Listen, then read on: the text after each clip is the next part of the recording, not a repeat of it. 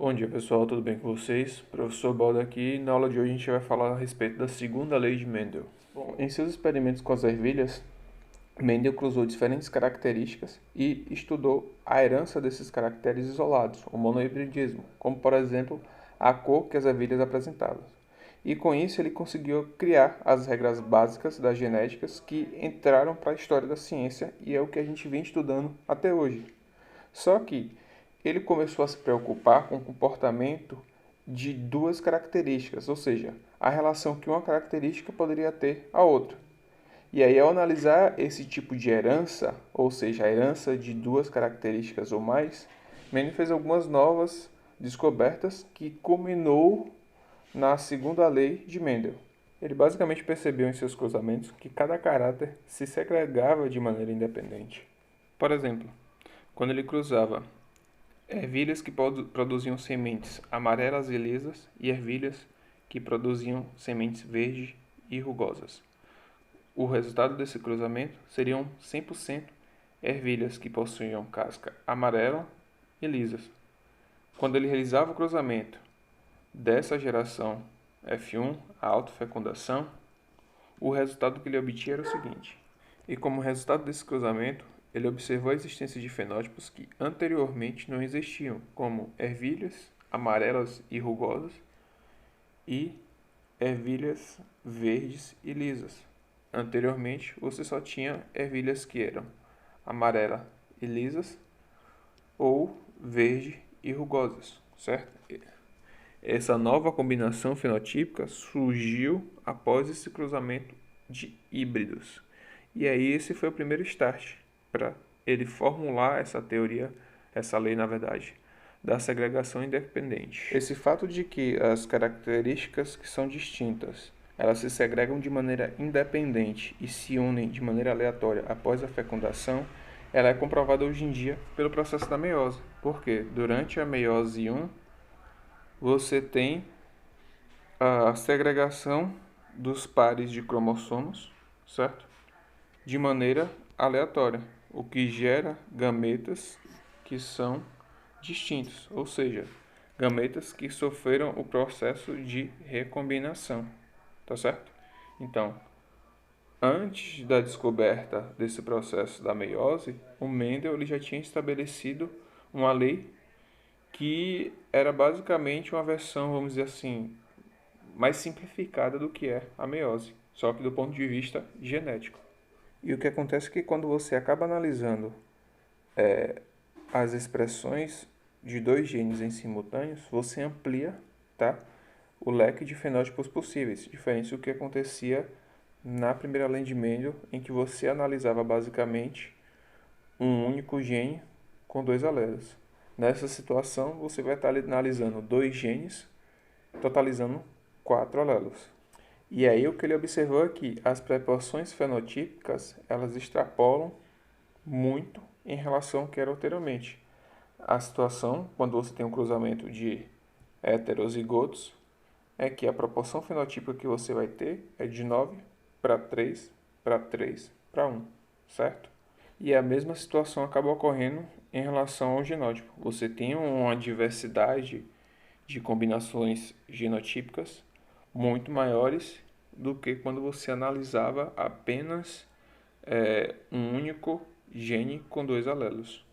E aí toda essa análise dele possibilitou que ele literalmente chegasse à conclusão de que os fatores para duas ou mais características eles se segregam no híbrido, distribuindo-se independentemente para os gametas onde se combinam ao acaso.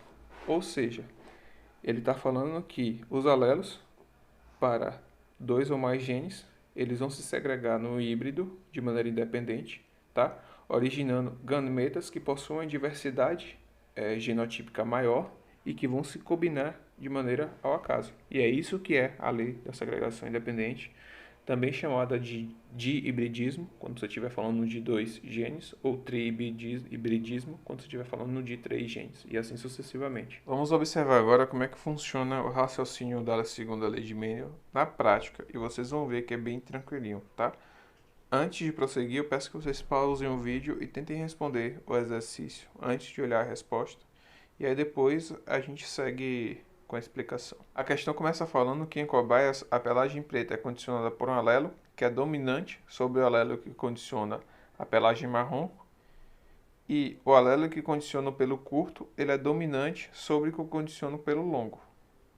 E aí ele fala que uma fêmea de pelo marrom e curto, que já tinha tido filhotes de pelo longo, foi cruzada com um macho de híbrido. Entre os filhotes produzidos, a proporção esperada de indivíduos com pelagem preta e curta é de... Primeira coisa que você tem que fazer é separar os dados, tá? Para facilitar o entendimento da questão. Então, observe o que eu já fiz aqui. Pelagem preta, ela é dominante, Mzão. Pelagem marrom é recessivo, Mzinho. Pelo curto, dominante, Lzão. Pelo longo, recessivo, Lzinho. Lembrando que a gente usa a letra do gene recessivo, certo? Na hora de fazer a identificação dos alelos.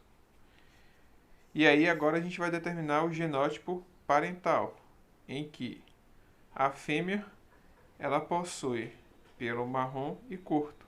Se o pelo dela é marrom, significa que ela possui os dois alelos recessivos, Mzinho e Mzinho. Se o pelo dela é curto, significa que ela possui pelo menos um alelo dominante. Só que aqui eu já coloquei para vocês que ela apresenta um alelo dominante e um alelo recessivo para a expressão desse fenótipo pelo curto. Por que eu posso afirmar isso? Que ela possui um alelo dominante e um recessivo? Porque na questão ela falou que ela já tinha tido filhotes de pelo longo. Tá? Então a única possibilidade de ela ter filhotes de pelo longo é ela tendo esse alelo recessivo. Do contrário, ela não vai conseguir ter filhotes de pelo longo. Já o macho, você já sabe que ele vai ser preto de pelo curto, porque a questão falou que ele é um dihíbrido. Então, ele vai ter dois genes híbridos, dois genes heterozigotos. Então, ele vai ser Mzão, Mzinho, Lzão, Lzinho. E o objetivo da questão é saber qual é a proporção esperada de indivíduos de pelagem preta e curta. Ou seja, esses indivíduos eles precisam ter pelo menos um alelo dominante para a coloração e um alelo dominante para o tamanho do pelo. Bom, de que maneira a gente vai estar resolvendo essa questão? Esse método que eu vou estar mostrando a vocês é o mais simples, tá, em termos de gasto de tempo. Existem alguns outros métodos que podem ser utilizados para quem for um pouco mais sagaz, porém esse método eu acho ele também mais seguro, além de ele ser simples, tá certo? Então vamos lá. Como é que você vai resolver isso? Primeiro, você separa cada característica, ou seja, cada gene, tá, em um quadro de Punnett, certo? Você vai fazer um quadro de Punnett para cada gene. E a partir daí, você vai extrair os dados da probabilidade dos filhotes serem de pelo preto e serem de pelo curto. E aí, pelo quadro de Punnett, você pode observar que a probabilidade dos indivíduos serem de pelo preto é de 50%, ou seja, 1 sobre 2. E a probabilidade dos indivíduos apresentarem pelagem curta é de... é de 3 em 4, certo? Então, é basicamente 3 quartos. E para você estabelecer qual é a proporção esperada dos indivíduos de pelagem preta e curta, é basicamente você multiplicar as probabilidades que você havia encontrado anteriormente aqui, certo?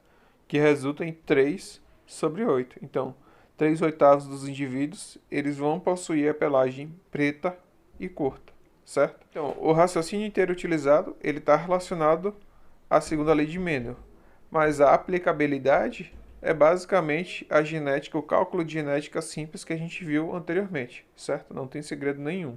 Bom, vamos agora para uma outra situação de segunda lei de Mendel, ok? Vou pedir novamente para vocês que deem um pause, leiam a questão, tentem resolver e aí a gente segue com a explicação, certo? Bom, a questão está falando de um indivíduo com genótipo Azão, Azinho, Bzão, Bzinho, Czão, Czinho, Dzinho, Dzinho. E aí ele quer saber quantos tipos de gametas esse indivíduo vai apresentar, certo? Nessa situação não é mais um dihibridismo, é um tetrahibridismo. E para resolver essa questão, a gente vai utilizar o seguinte raciocínio. O primeiro passo para resolver essa questão é a gente separar os genes, ou seja, para esse genótipo a gente possui 4 genes, ok? Se trata de um tetrahibridismo, como eu falei para vocês anteriormente. Sendo que esse primeiro gene ele tem a possibilidade de formar 2 tipos de gametas, um gameta azão e um gameta azinho. Então a gente coloca 2 aqui em cima.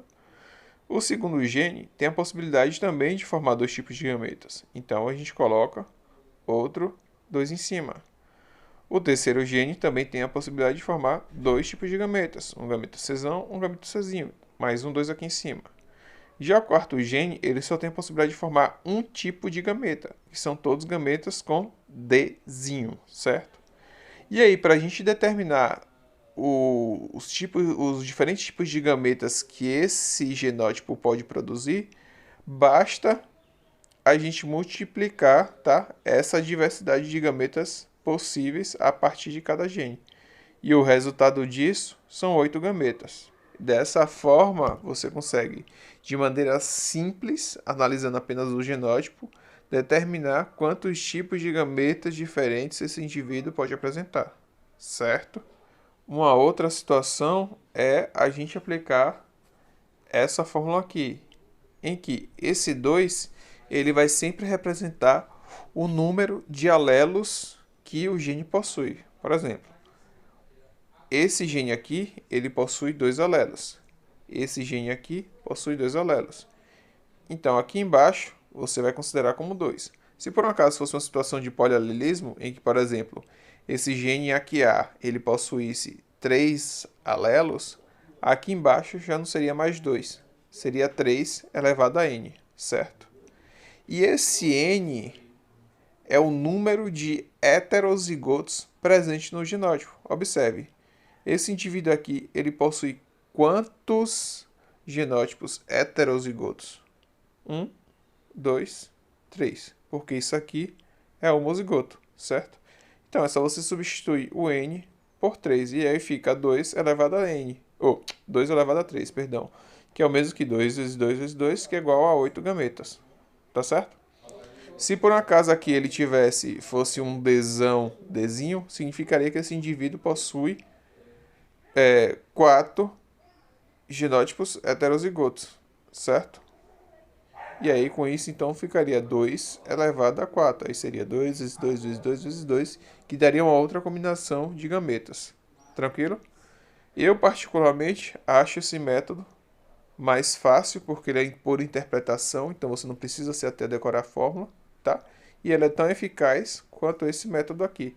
É só você contar o número de gametas que cada gene consegue produzir, certo? O número de tipos de gametas que cada gene pode produzir e multiplicar tudo isso. E o resultado vai ser quantos gametas diferentes, tá, esse indivíduo consegue produzir.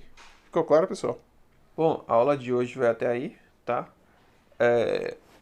De novo, a segunda lei de Mendel ela parece difícil, mas ela só é a primeira lei com um pouquinho mais de detalhes. Ela é basicamente interpretativa. Você vai utilizar ainda os mesmos raciocínios que você utilizava anteriormente, tá? Para exercitar isso, eu peço que vocês façam a atividade da página 51, 52, 53 e 54 do módulo de vocês, ok? Se ficou dúvidas, manda um e-mail para mim que eu esclareço para vocês, tá?